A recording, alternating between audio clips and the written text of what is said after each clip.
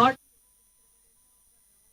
గ్రామ పంచాయతీ కార్మికుల సమస్యల పరిష్కారంలో మొత్తునిద్రలో ఉన్న ప్రభుత్వం నవంబర్ 20వ తారీఖు తేదీలోగా పరిష్కరించకపోతే సమ్మెకు సిద్ధమవుతామని సిఐటి జిల్లా అధ్యక్షులు బొజ్జ ఆసన హెచ్చరించారు. పలు డిమాండ్ల సాధనకు Grama Panchayat employees and workers union CIT ఆధ్వర్యంలో కలెక్టరేట్ వద్ద ఒకరోజు మహాదీక్ష నిర్వహించారు. ఇక అనంతరం కలెక్టరేట్ ఎత్తుత ధర్నా చేపట్టి నిరసన వ్యక్తం చేశారు. ఆదిలాబాద్ జిల్లా వ్యాప్తంగా పనిచేస్తున్న 1200 మంది గ్రామ పంచాయతీ కార్మికుల సమస్యల పట్ల రాష్ట్ర ప్రభుత్వం మొత్తునిద్ర పోతుందని బొజ్జ ఆసన అన్నారు.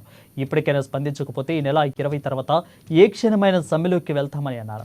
ఇక గ్రామ పంచాయతీ కార్మికులను పర్మినెంట్ చేయాలని, కనీస వేతనం 26,000 రూపాయలు ఇవ్వాలని, కార్మికుల పాలిట మరణ శాసనంలో ఉన్న మల్టీపర్పస్ విధానాన్ని రద్దు చేయాలని డిమాండ్ చేశారు.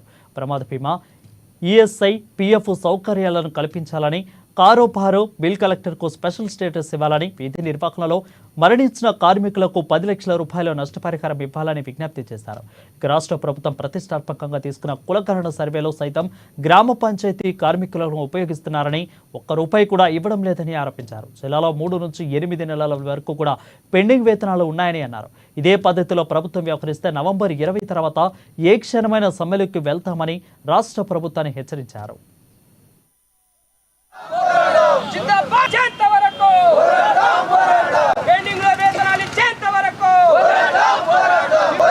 Telangana Grama Panchayat employees and workers CIT Adilabad జిల్లా కమిటీ ఆధ్వర్యంలో మరి గ్రామ పంచాయతీ కార్మికుల పెండింగ్ వేతనాలు చెల్లించాలని, మరి వారి యొక్క డిమాండ్లను పరిష్కారం చేయాలని చెప్పేసి ఈరోజు జిల్లా కలెక్టర్ కార్యాలయం ముందర మరి ఒక్కరోజు దీక్ష కార్యక్రమము రాష్ట్ర వ్యాప్తంగా చేయడం జరుగుతుంది.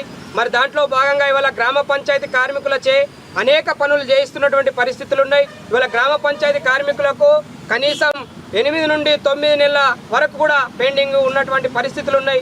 ఇవాళ అన్ని గ్రామాల్లో ఉన్నటువంటి గ్రామ పంచాయతీ కార్మికులకు మరి జీతాలు ఇవ్వకపోవడం చాలా బాధాకరమైనటువంటి విషయము.